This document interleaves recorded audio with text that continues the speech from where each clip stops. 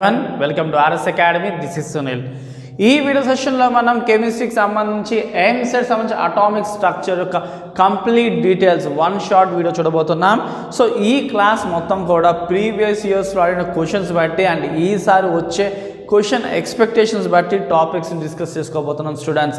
And దీనికన్నా ముందు ఏవైతే క్లాస్ కండక్ట్ చేసామో అవి కావాలనుకున్న వాళ్ళకి కింద డిస్క్రిప్షన్లో లింక్ ఉంది, ఖచ్చితంగా క్లిక్ చేసి చూడండి. అండ్ అలాగే మనకి వెయిటేజ్ ఉండొచ్చు, ప్లానింగ్ ఉండొచ్చు, ఎన్నో ఇంపార్టెంట్ వీడియోస్ అండ్ మన హోమ్ పేజ్ ఒకసారి విజిట్ చేయండి, చాలా హెల్ప్ అవుతుంది మీకు. అండ్ మాక్ టెస్ట్ రాయడానికి కింద లింక్ ఇచ్చాము మనబడికి సంబంధించి. సో చాలా హెల్ప్ అవుతుంది. మీ పొజిషన్ ఎలా ఉందో, మీరు ఎలాగా మీ పర్ఫార్మెన్స్ అన్నది క్లియర్గా అర్థమైంది మాక్. సో ఆ లింక్ ఉంది కింద డిస్క్రిప్షన్లో, అది కూడా క్లిక్ చేసి మాక్ రాయడం మర్చిపోకండి. సో మన టాపిక్లోకి వెళ్దాం. అటామిక్ స్ట్రక్చర్ చాలా ఈజీ చాప్టర్. మనకి ఫస్ట్ ఇయర్లో కెమిస్ట్రీ దీంతోనే స్టార్ట్ అవుతుంది. సో ఆటమ్, సో ఆటమ్ ఒక ఫైనెస్ట్ పార్టికల్ అని అనుకున్న టైంలో ఆటమ్ లోపల ఇంకా డివిజన్ చేయాల్సి ఉంది. ఎలక్ట్రాన్, ప్రోటాన్, న్యూట్రాన్ ఇవి కూడా ఉన్నాయని చెప్పి సైంటిస్ట్ వాళ్ళు చేసిన ఎక్స్పెరిమెంట్స్లోనే వాళ్ళు కనుగొన్నారు. So after that electron, proton, neutron okay కనుక్కున్నారు, బాగుంది. వీటి అరేంజ్మెంట్స్ లోపల ఎలాగుంది, ఒకవేళ ఎలక్ట్రాన్ ఎజెక్ట్ అయితే దాని యొక్క ఎనర్జీ, దానికి యాంటిక్ ఎనర్జీ ఎంత ఉండొచ్చు, ఇలాగ ఎన్నో డీటెయిల్స్ అన్నది అటామిక్ స్ట్రక్చర్లో మనం డిస్కస్ చేసుకుంటాం. సో ముందుగా చూసుకుంటే కనుక ప్లాంక్స్ క్వాంటమ్ థియరీలోని ముఖ్యంగా ఏంటంటే ఎనర్జీ ఆఫ్ చూడండి energy of photon are quantum. So planks పర్టికులర్గా తను ఏంటంటే wave length based on and అలాగే ఫ్రీక్వెన్సీ బేస్డ్ ఆన్ ఎనర్జీని ఇవ్వడం జరిగింది. E = h న్యూ న్యూ అంటే ఏంటి, c/λ. సో మనకి క్వశ్చన్లో ఫ్రీక్వెన్సీ ఇస్తే E = h న్యూ వాడుకోవాలి, లేదు మనకి lambda value wave length value ఇచ్చాడు అప్పుడు hc/λ వాడుకోవాలి. ఇకపోతే V అంటే ఏంటి ఆల్రెడీ చెప్పాను కదా, ఫ్రీక్వెన్సీ. అండ్ C అంటే ఏంటి, స్పీడ్ ఆఫ్ లైట్ ఫిక్స్డ్గా ఉంటుంది 3×8 m/s. అండ్ అలాగే లాంబ్డా అంటే ఏంటి, వేవ్ లెంత్. సో మనకి దీన్ని బేస్డ్ ఆన్, ఈ ఈక్వేషన్ బేస్డ్ ఆన్ క్వశ్చన్ అడిగే ఛాన్స్ ఉంది. సో మనకి ప్లాంక్స్ క్వాంటమ్ థియరీ డీటెయిల్స్తో మనకు సంబంధం లేదు. ఆ ఎంసెట్లో పర్టికులర్గా ఈ ఈక్వేషన్ నుంచి క్రూషియల్గా మన క్వశ్చన్స్ అడగడం అయితే జరుగుతుంది. ఆ తర్వాత చూసుకుంటే మనకి ఫోటో ఎలక్ట్రిక్ ఎఫెక్ట్. ఎప్పుడైతే ఒక మెటల్ మీద మనకి beam of light race with particular frequency ఎప్పుడైతే ఇన్సిడెంట్ అవుతుందో అప్పుడు మెటల్లోంచి ఎలక్ట్రాన్ ఎజెక్ట్ అవుతుంది. దాన్ని మనం ఏం పిలుచుకుంటాం, ఫోటో ఎలక్ట్రిక్ ఎఫెక్ట్. చెప్పింది ఎవరు, హర్ట్జ్ అబ్జర్వ్ చేశాడు ఇది. సో ఈ photo electric effect based on work function formula based on వస్తుంది మనకి. W0 = hV0. W0 అంటే ఏంటి, వర్క్ ఫంక్షన్. V0 అంటే థ్రెషోల్డ్ ఫ్రీక్వెన్సీ, ఎంత మినిమం ఫ్రీక్వెన్సీ ఒక ఎలక్ట్రాన్ మెటల్ నుంచి ఎజెక్ట్ అవడానికి ఆ ఇన్సిడెంట్ రేస్కి కావాల్సిన మినిమం ఫ్రీక్వెన్సీని మనం ఏమంటాం, threshold frequency. For example exam రాస్తున్న ప్రతి ఒక్కరు పాస్ అవ్వాలంటే మినిమం మార్క్స్ కావాలి కదా. సపోజ్ 100 మార్క్స్కి 40 మార్క్స్ మినిమం మార్క్స్. సో అలాగే మన ఎంసెట్కి 160 మార్క్స్కి మినిమం పాస్ అవ్వాలంటే 40 మార్క్స్. అలాగే ఒక మెటల్లో నుంచి ఎలక్ట్రాన్ ఎజెక్ట్ అవ్వాలంటే కావాల్సిన మినిమం ఫ్రీక్వెన్సీని థ్రెషోల్డ్ ఫ్రీక్వెన్సీ అంటాం. థ్రెషోల్డ్ ఫ్రీక్వెన్సీ కలిగిన రే ఇన్సిడెంట్ అయినప్పుడే మెటల్లో నుంచి ఎలక్ట్రాన్ ఎజెక్ట్ అవుతుంది. సో ఆ వర్క్ జరగాలంటే ఆ వర్క్ ఫంక్షన్ని మనం ఫైండ్ చేయాలంటే W0 = hV0. సో అలా ఎజెక్ట్ అయిన ఎలక్ట్రాన్ యొక్క kinetic energy of an ejected electron కావాలంటే h(V-V0), h(nu-nu0). సో న్యూ అంటే ఏంటి, frequency of incident radiation. V0 అంటే ఆల్రెడీ చూసుకున్నాం కదా, థ్రెషోల్డ్ ఫ్రీక్వెన్సీ. ఇది కూడా గుర్తుపెట్టుకోండి. సో ఈ రెంట్లో బేస్డ్ ఆన్ మనకి ప్రాబ్లమ్స్ అయితే వస్తాయి క్లియర్గా. నెక్స్ట్ బోర్స్ మోడల్, చాలా ఇంపార్టెంట్. బోర్స్ మోడల్లో నుంచి చాలా టాపిక్స్ అయితే వస్తాయి మనకి. చాలాసార్లు క్వశ్చన్స్ అయితే ఎక్కువసార్లు అడగడం జరిగింది. సో మనకి అంతకుముందు చెప్పిన రూథర్ఫోర్డ్ ప్లానటరీ మోడల్ ఉండొచ్చు, ప్లంపార్డింగ్ మోడల్ ఉండొచ్చు, ఇవన్నీ కూడా అంత సక్సెస్ సాధించలేదు. ఎందుకు అంటే వాటిలోని ఎలక్ట్రాన్ యొక్క ప్లేస్మెంట్ ప్రాపర్గా చెప్పలేకపోయారు. అండ్ ముఖ్యంగా యాజ్ లాంగ్ యాజ్ ఎలక్ట్రాన్ తిరుగుతూనే ఉంటుంది, ఎలక్ట్రాన్ ఏదో ఒక టైంలో కొలాప్స్ అయిపోవాలి కదా, మరి కొలాప్స్ అవ్వట్లేదు కదా అన్న క్వశ్చన్కి వాళ్ళు ఎవ్వరు కూడా కరెక్ట్ అయిన సమాధానం ఇవ్వలేదు. దాన్ని సాటిస్ఫై చేస్తూ బోర్స్ తన తీరులో చెప్పడం జరిగింది. ఏంటి, as long as an electron revolves in a particular orbit, it neither loss energy nor it gains energy. ఎంత కాలమైతే ఒక ఎలక్ట్రాన్ ఒకే ఆర్బిట్లో తిరుగుతూ ఉన్నప్పుడు అది ఎనర్జీని తెచ్చుకోలేదు, అలాగని కోల్పోదు, స్థిరంగా ఉంటుందని according to classical physics note ప్రకారంగా చెప్పడం జరిగింది. సో అందుకోసమే ఎలక్ట్రాన్ స్టేబుల్ కాబట్టి ఆటమ్ స్టేబుల్ కాబట్టి యూనివర్స్ స్టేబుల్ అన్న విషయం for the first time Bohr's explain చేయడం జరిగింది. అంతేకాకుండా ఆర్బిట్లో ఉన్నంత వరకు ఎనర్జీ స్టేషనరీగా ఉంటుంది కాబట్టి వాటికి ఏం చెప్పాడు, ఆ పాత్ని ఆర్బిట్ అని పెట్టాడు అండ్ స్టేషనరీ ఆర్బిట్ అని కూడా దానికి నామకరణం జరిగింది. అండ్ అంతేకాకుండా యాంగులర్ మూమెంట్ అని ది ఫస్ట్ టైం క్వాంటైజ్ చేసిన వ్యక్తి ఎవరు, బోర్స్. సో అంత ముందు వరకు కూడా క్వాంటైజ్ అవ్వలేదు angular momentum. So mvr is equal to nh/2π అని బోర్స్ క్వాంటైజ్ చేయడం జరిగింది. మొమెంటం 2 టైప్స్, ఒకటి లీనియర్ మొమెంటం, ఇంకోటి యాంగులర్ మొమెంటం. సో మన సర్కిల్ పాత్ కోసం మాట్లాడుతున్నాం కాబట్టి సర్క్యులర్ పాత్స్ కోసం మాట్లాడుతున్నాం కాబట్టి యాంగులర్ మొమెంటం వస్తుంది. అదే ఒక స్ట్రెయిట్ పాత్ కోసం మాట్లాడుకుంటే అక్కడ లీనియర్ మొమెంటం వస్తుంది. సో లీనియర్ మొమెంటంకి ఏమేమో మాస్ ఇంటూ వెలాసిటీ ఉంటుంది, అది యాంగులర్ మొమెంటం కనుక సర్కిల్కి రేడియస్ కూడా ఉంటుంది కాబట్టి mass into velocity into radius is equal to nh/2π. So వీటి వాల్యూస్ m అంటే ఏంటి, mass of electron, v velocity of electron and r radius of orbit, అది ఏ ఆర్బిట్లో ఉందో దాని యొక్క radius.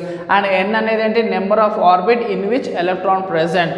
n number of electron, first ఆర్బిటా సెకండ్ ఆర్బిటా, ఎక్కడుంది ఎలక్ట్రాన్, ఆ ఆర్బిట్ యొక్క కౌంటే n అంటే.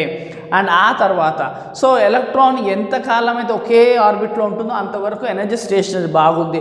ఒకవేళ ఎలక్ట్రాన్ జంప్ అయితే ఏంటి, సో ఒక ఆర్బిట్ నుంచి ఇంకో ఆర్బిట్గా జంప్ చేసినప్పుడు దాని ఎనర్జీ ఎలా ఉంటుంది అన్న క్వశ్చన్కి ఆ సమాధానమే delta E is equal to E2 - E1 is equal to hν అన్న ఆన్సర్ బోర్స్ చెప్పడం జరిగింది. సో ఒకవేళ ఎలక్ట్రాన్ హై ఎనర్జీ లెవెల్స్ లో ఎనర్జీ లెవెల్కి కనుక జంప్ చేస్తే అప్పుడు ఏమవుతుంది, ఎనర్జీ రిలీజ్ చేస్తుంది. అదే లో ఎనర్జీ నుంచి లో ఆర్బిట్ నుంచి హై ఎనర్జీకి కనుక జంప్ చేస్తే ఎనర్జీ అబ్జర్వ్ చేసుకుని హై లెవెల్కి వెళ్తుంది. సో ఆ difference of energy delta E కావాలంటే E2 - E1 చేయాలన్న విషయం మన బోర్స్ చెప్పడం జరిగింది. అండ్ అలాగే వెలాసిటీ ఆఫ్ ఎలక్ట్రాన్ వాల్యూ ఇవ్వడం జరిగింది. v of n is equal to 2.165 × 10⁶ Z/n. So metres per second ఈ వాల్యూని మనకి బోర్స్ ఇవ్వడం జరిగింది. అండ్ అలాగే మనకి రేడియస్ కూడా ఇవ్వడం జరిగింది. r of n is equal to 0.53 × 10⁻10 n²/Zm. So ఇది యాంగస్ట్రామ్స్ నంబర్ 0.53 n²/Z. సో ఈ రెండు కూడా మనకి ఎంసెట్ వైజ్గా చాలా ఇంపార్టెంట్ క్వశ్చన్స్. ఏదైతే ఎంసెట్లో ఎక్కువ క్వశ్చన్స్ అడుగుతారో ఆ టాపిక్స్ని నేను వన్ షాట్లో మీకు అందించడం జరుగుతుంది. సో ఈ ఫార్ములాస్ మీరు పర్ఫెక్ట్గా గుర్తుపెట్టుకోండి. ఇవి మీ ఎంసెట్ ప్రిపరేషన్కి చాలా హెల్ప్ అవుతుంది ఎంసెట్ ఎగ్జామ్ ఫేస్ చేసే టైంకి. నెక్స్ట్ చూసుకుంటే హైడ్రోజన్ స్పెక్ట్రమ్. సో మన బోస్ ఏం చేశాడంటే అన్నిట్లో స్పెక్ట్రమ్ చెప్పలేకపోయాడు, కానీ హైడ్రోజన్ని మాత్రం చెప్పాడు. ఎందుకు, హైడ్రోజన్లో ఒక్క ఎలక్ట్రాన్ ఉంటుంది. హీలియం, లిథియం, బెరిలియం, బోరాన్ రెండో ఎప్పుడైతే చాలా ఎలక్ట్రాన్స్ ఉంటున్నాయో అవి జంప్ చేసేటప్పుడు ఏమవుతుంది అవి చెప్పలేకపోయాడు, కానీ ఒకే ఒక ఎలక్ట్రాన్ హైడ్రోజన్ స్పెక్ట్రమ్ మాత్రం క్లియర్గా ఎక్స్ప్లెయిన్ చేశాడు. సో హైడ్రోజన్ స్పెక్ట్రమ్ చెప్పడం జరిగింది.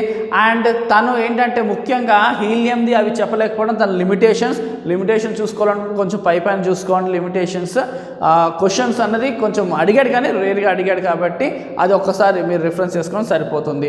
సో హైడ్రోజన్ స్పెక్ట్రమ్కి వచ్చేసరికి చూసుకుంటే కనుక ఎప్పుడైతే ఎలక్ట్రాన్ తన గ్రౌండ్ స్టేట్లోనే ఎక్కువగా ఉంటుంది. గ్రౌండ్ స్టేట్ అంటే ఏంటి, మినిమం ఎనర్జీతో మ్యాక్సిమం స్టేబుల్గా ఉండే కండిషన్ ఏమంటాం, గ్రౌండ్ స్టేట్. సో అతి తక్కువ ఎనర్జీతో స్టేబుల్గా ఉండే స్టేట్ని గ్రౌండ్ స్టేట్ అంటాం. సో తను ఎప్పుడైతే బయట నుంచి ఎనర్జీ అబ్జర్వ్ చేసుకుంటుందో తను ఏమవుతుంది, గ్రౌండ్ స్టేట్ నుంచి పై స్టేట్ ఎక్సైటెడ్ స్టేట్కి వెళ్తుంది. కానీ ఆ ఎక్సైటెడ్ స్టేట్ చాలా కొద్ది నిమిషాలే ఉంటుంది, ఎక్కువసేపు ఉండదు, కాబట్టి రిటర్న్ వచ్చేస్తుంది. సో ఎప్పుడైతే సెకండ్ లేదా థర్డ్ ఫోర్త్ నుంచి ఎక్కడి నుంచి ఉండొచ్చు, ఫస్ట్ ఆర్బిట్కి వస్తే కనుక అది ఏం సిరీస్, లైమన్ సిరీస్ అంటారు, దాని రీజియన్ యూవి. అదే సెకండ్ ఆర్బిట్కి వస్తే కనుక బామర్ సిరీస్, విజిబుల్ రీజియన్ అంటారు. అదే థర్డ్కి వస్తే కనుక పాస్చన్, ఇన్ఫ్రారెడ్ రీజియన్ అంటారు. అదే ఫోర్త్ ఆర్బిట్కి వస్తే కనుక బ్రాకెట్, ఇన్ఫ్రారెడ్ అంటారు. అండ్ ఫిఫ్త్కి వస్తే ఫన్ సిరీస్, అది ఫార్ ఇన్ఫ్రారెడ్ రీజియన్. సో ఇది హైడ్రోజన్ స్పెక్ట్రమ్ సంబంధించి, హైడ్రోజన్ స్పెక్ట్రమ్ నుంచి మనకు పర్టికులర్గా వేవ్ నెంబర్ నుంచి క్వశ్చన్స్ అడుగుతాడు. సో ఇది గుర్తుపెట్టుకోవాల్సి ఉంటుంది. Wave number is equal to 1/λ v bar is equal to rz² into 1/n1² minus 1/n2². So Rydberg కాన్స్టెంట్ని మీరు పర్ఫెక్ట్గా చూసుకోండి, కాన్స్టెంట్ వాల్యూని. సో ఇందులో ఈ ఫార్ములాకి స్టార్ మార్క్ పెట్టుకోండి. సో మ్యాక్సిమం వచ్చే అవకాశం ఉంటుంది ఇది. So next quantum numbers. So ఎలాగైతే ఒక మనిషికి అతను చేసిన ప్లేస్, ఎక్కడైతే పనిచేస్తున్నాడో ప్లేస్, అతను ఉండే రెసిడెన్షియల్ ఏరియా, అతని డెసిగ్నేషన్, క్వాలిఫికేషన్ ఇలాగ ఉంటాయి కదా, అలాగే ఎలక్ట్రానిక్ కూడా ఒక 4 ఉంటాయి. ఇలా ఏంటి, principal quantum number, azimuthal quantum number, magnetic quantum number, spin quantum number. So principal quantum number చెప్పింది ఎవరు మనకి, నీల్స్ బోర్. అదే మనకి ఎజిముతల్ క్వాంటమ్ చెప్పింది ఎవరు, Sommerfeld. And magnetic quantum number చెప్పింది Lande, and spin quantum number చెప్పింది ఉలెన్బెక్ అండ్ గౌస్. సో ఈ 4కి ఒక్కొక్క దానికి ఒక్కొక్క క్లారిటీగా నేను అయితే మీకు అందించబోతున్నాను. So principal quantum number Bohr's చెప్పాడు, దీని సింబల్ n. ఇది మెయిన్ షెల్ కోసం మాట్లాడుతుంది. అంటే ఫస్ట్ ఆర్బిటా, సెకండ్ ఆర్బిటా, థర్డ్ ఆర్బిటా అనేది n వాల్యూ ఇక్కడ ఉందా, ఇదే ప్లాంక్స్, ఇదే బోర్స్ చెప్పిన ప్రిన్సిపల్ క్వాంటమ్ నెంబర్. అండ్ అదే ఎజిముతల్కి వచ్చేసరికి ఏంటంటే ఆర్బిటాల్ కోసం చెప్తుంది, SPDF. ఒకవేళ L వాల్యూ 0 అయితే S, ఒకవేళ L వాల్యూ 1 అయితే p ఆర్బిటాల్ అని, ఒకవేళ L వాల్యూ 2 అయితే d ఆర్బిటాల్, L వాల్యూ 3 అయితే f ఆర్బిటాల్ అని అర్థం. సో ఎజిముతల్ క్వాంటమ్ నెంబర్ ఏం చెప్తుంది మనకి, ఆర్బిటాల్ కోసం. అదే ప్రిన్సిపల్ క్వాంటమ్ నెంబర్ ఆర్బిట్ కోసం చెప్తుంది. And magnetic quantum number orientation space. For example ఇక్కడ నేను ఉన్నాను, కానీ ఇక్కడ దాకా నా చెయ్యి వెళ్ళగలుగుతుంది. సో నా ఓరియంటేషన్ ఇక్కడ దాకా ఉంది. సో అలాగే ఒక ఎలక్ట్రాన్ ఓరియంటేషన్ ఎక్కడ దాకా అంటే -L2 + L వరకు ఉంటుంది. సో అదేంటి, సో ఫర్ ఎగ్జాంపుల్ 1 అనుకోండి, p వాల్యూ 1 కదా. సో అలాంటప్పుడు దాని ఓరియంటేషన్ ఎక్కడ దాకా ఉంటుంది, -1 0 + 1 దాకా ఉంటుంది. అదే డీకి వచ్చేసరికి -2 2 -2 -1 0 1 2 ఇలాగ ఉంటుంది ఓరియంటేషన్. సో మ్యాగ్నెటిక్ క్వాంటమ్ దేనికోసం చెప్తుంది, ఓరియంటేషన్ కోసం. దాని వాల్యూ ఏంటి, -L2 + L. అండ్ అదే spin quantum number. So clock వైజ్లో ఒక ఎలక్ట్రాన్ ఉంటుంది, యాంటీ క్లాక్ వైజ్ ఒక ఎలక్ట్రాన్ ఉంటుంది. ఒక ఆర్బిటాల్లో 2 ఎలక్ట్రాన్స్ పెట్టుకోవచ్చు కాబట్టి, సో ఒకటేంటి క్లాక్ వైజ్, ఇంకోటి యాంటీ క్లాక్ వైజ్ ఉంటుంది. సో క్లియర్ అనుకుంటా. Next electronic configuration. సో ఈ ఎలక్ట్రాన్స్ లోపల ఎలా అరేంజ్ చేయాలని చెప్పి టోటల్ 3 సైంటిస్టులు మనకు అందించారు. వాళ్ళు ఎవరు, ఆఫ్బావ్, పౌలిస్ అండ్ హన్స్ రూల్.